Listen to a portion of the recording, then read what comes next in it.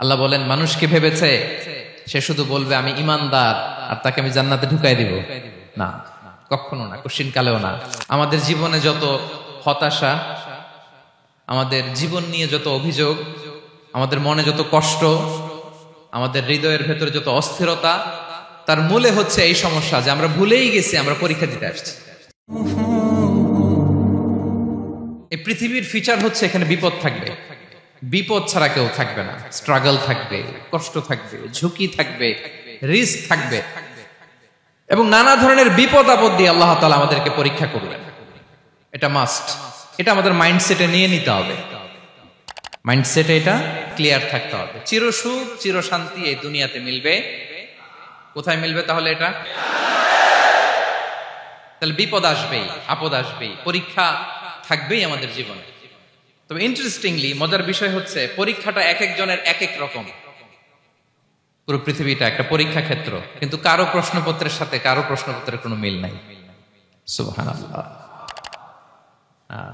আমার পরীক্ষা একরকম, আপনার পরীক্ষা আরেক রকম, ওই ভাইয়ের পরীক্ষা আরেক রকম, ওনারটা আরেক রকম। সবাই পরীক্ষার্থী, সবাই পরীক্ষার্থী, কিন্তু কারো প্রশ্নপত্রের সাথে কারো প্রশ্নপত্রের কোনো মিল নাই।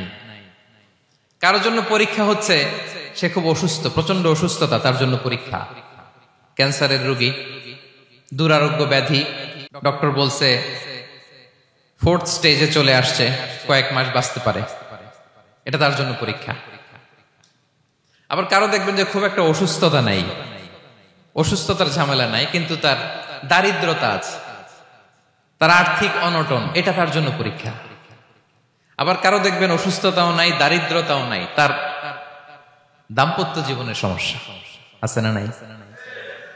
অনেকের দেখবেন এগুলো কোনোটাই সমস্যা না, তার ছেলে কথা শোনে না, মাদকাসক্ত।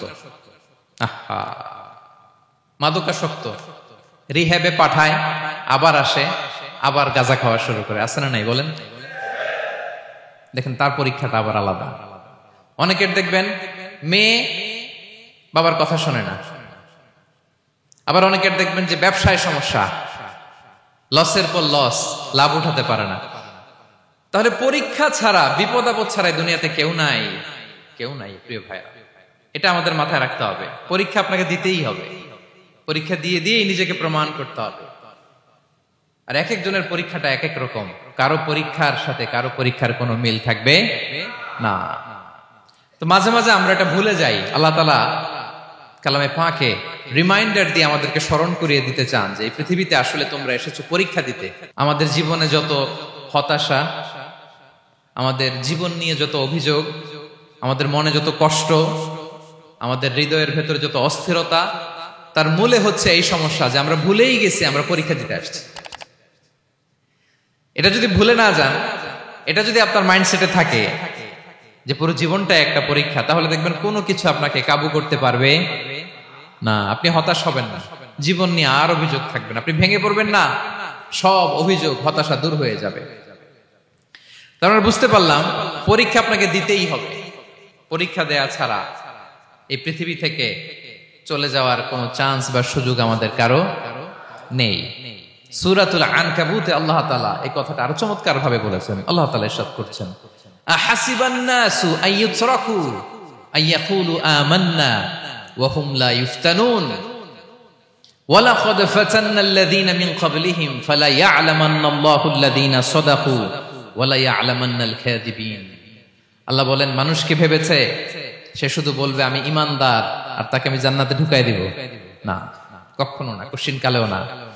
বরং পূর্ববর্তীকালে যারা পৃথিবীতে এসেছিল তাদেরকে আমি পরীক্ষা নিয়েছি, পরীক্ষা করেছি, এবং তাকেও ইমানের প্রশ্নে সে সত্যবাদী না মিথ্যাবাদী পরীক্ষা দিয়ে দিয়ে নিজেকে প্রমাণ করতে হবে। ঠিক কিনা বলেন? পরীক্ষা দিয়ে আপনাকে প্রমাণ করতে হবে। এবং এই পরীক্ষার ব্যাপারটা, এটা যে শুধু আমরা সাধারণ মানুষ আমাদের জীবনে দুঃখ বিপদ পরীক্ষা এমনটা না। এই পৃথিবীর সবচেয়ে শ্রেষ্ঠ মানুষ যারা ছিলেন তাদেরকে আল্লাহ পরীক্ষা নিয়েছেন। Be a part of our vision. Do listen and share the khair.